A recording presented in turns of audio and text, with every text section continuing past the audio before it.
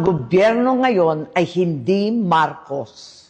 Ang gobyerno ngayon ay Romualdez at Araneta.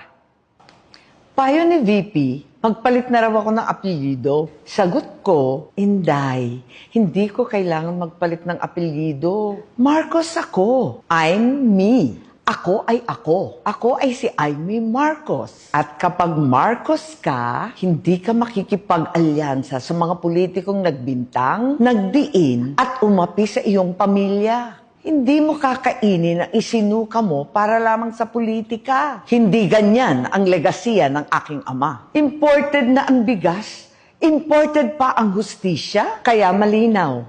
Ang gobyerno ngayon ay hindi Marcos. Ang gobyerno ngayon ay Romualdez at Araneta. Kaya tandaan, ako ay ako. I'm me. I'm me isip, I'm me salita, I'm me gawa.